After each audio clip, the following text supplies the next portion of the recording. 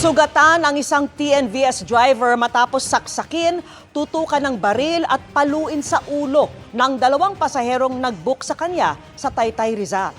Tinangka pa umanong karnapin ang dala niyang sasakyan pagdating sa Pampanga. Nakatutok si CJ Torida ng GMA Regional TV. Isinugod sa ospital ng mga opisyal ng Barangay Consuelo ang TNVS driver na ito matapos saksakin, tutukan ng baril at paluin sa ulo ng kanya umanong pasahero. Kinilala ang biktima na si Julian Cesar Payoyo, taga Makati. Sinundo niya sa Taytay, Rizal ang dalawang nag-book gamit ang ride-hailing app kahapon. Magpapahatid sa Pampanga. Inabiso pa ng driver sa kinakasama ang booking. Nag-chat naman po yung mismo sasakay na okay po, mag-aayos lang po kami ng gamit, then pababa na po kami. Bago makarating sa Makabebe, nagpaikot-ikot pa umano sila sa iba't ibang lugar sa Pampanga hanggang makarating sa Barangay Consuelo.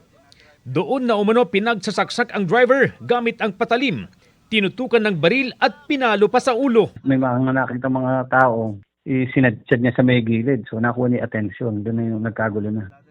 Pagkabangga ng sasakyan, sumaklolo ang mga tao sa paligid.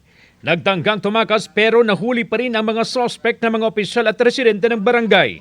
Responde kami, pinakita kaming sasakyan na red. Doon na namin nakita yung tao na duguan. Tapos yung dalawang naglalakad, nagtago sa mga damo-damo doon sa amin. Na-recover mula sa mga suspect ang isang replika ng pistol, isang hand grenade, cellphone at isang sling bag na naglalaman ng iba't ibang ID.